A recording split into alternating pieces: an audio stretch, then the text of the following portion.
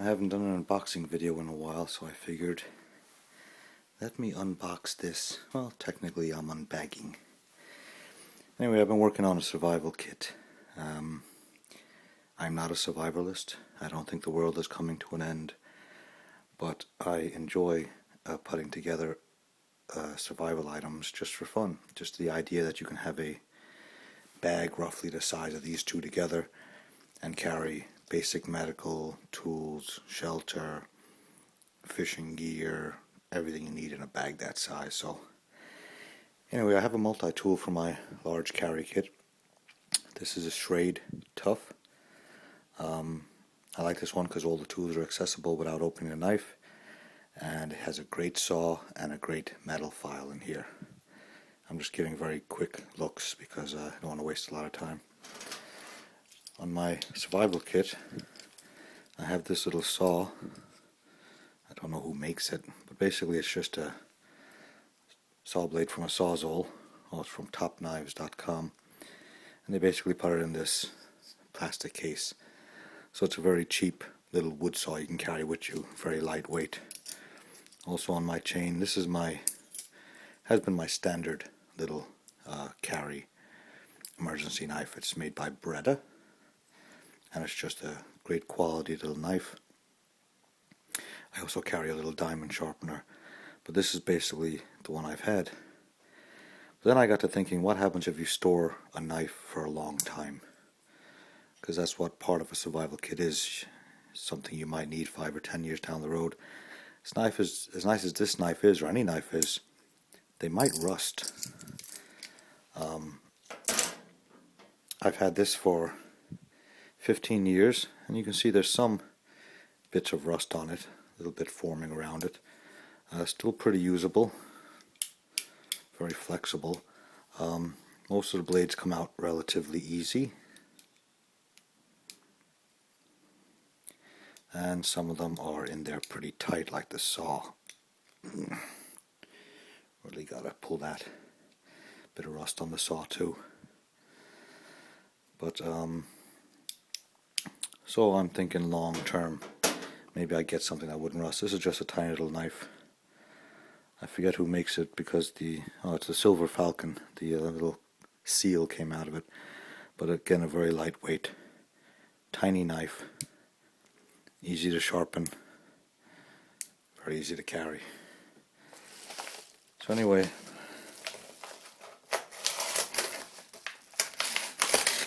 I'm on vacation this week, so I'm going to put together some videos of my gear.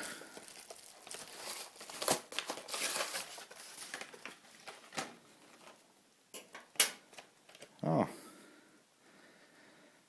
that's a very good seller. I ordered one of these. This is just a portable straw. This is the filter, this is the bendable straw. It removes 99.9% of the important stuff like cryptosporidium, however you pronounce it, cardia. But I wanted a very small water filter. I do have water filter tablets, but sometimes this is a lot easier to carry, and you don't take time to treat the water. You stick the straw in there, stick it into water, and drink. And this is filters up to 20 gallons of water. And the guy sent me 2 of them. I believe I only ordered 1, but that's great. One I can actually use and play with, the one I can use for long-term storage. And he also sent me, really cool, I've never actually seen one of these in person before. This is a tiny little can opener. So I guess you put it down on the can, and that little blade, I guess you push it down and work it like that and it'll open the can. That's a cool little thing to add to a kit. Because in today's world, if the zombies do come, you will be surviving on canned food for quite some time. And he sends me a little note. Thank you for your business. We want a 5-star rating. Absolutely no doubt. I paid for this on Wednesday morning. Today is Saturday. It's already arrived. And he sent extras. Of course he gets a 5-star.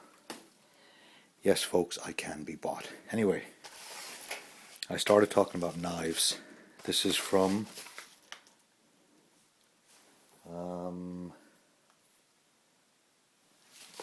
Prima Oh no, Prime Scuba. And I got a new knife for my kit. I'm going to talk quick about this because there are advantages and disadvantages to this particular knife I got.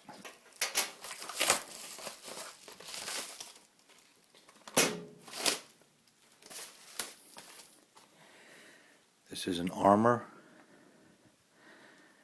made in Taiwan.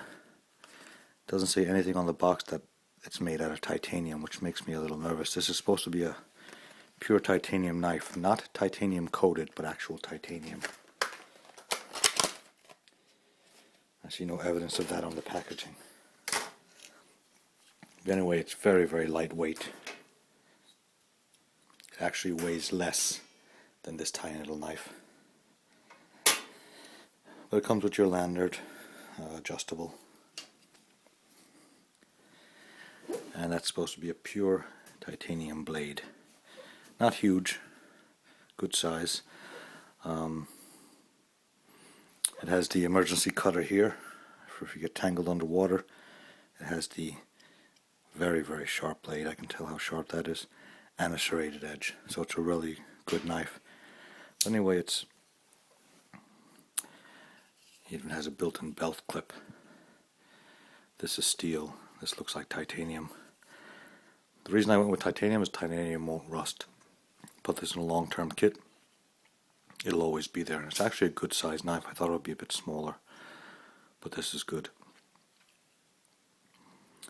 The disadvantage to titanium is doesn't hold an edge as good as steel.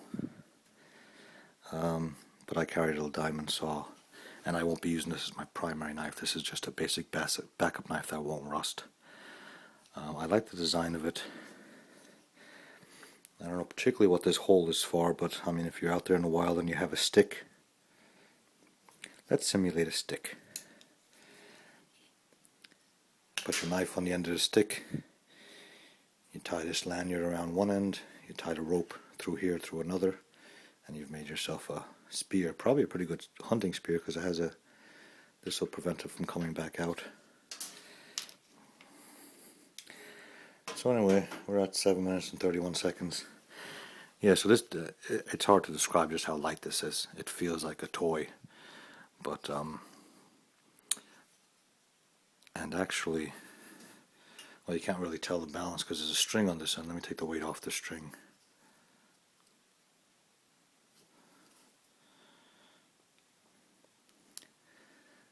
That's how it balances. So obviously that is not a steel blade because a metal blade would be heavier. I think that is a pure titanium blade. Yeah, so you won't be seeing me doing unboxing with these. This is something that's going to go in my long-term kit. Anyway, that's my unboxings for today.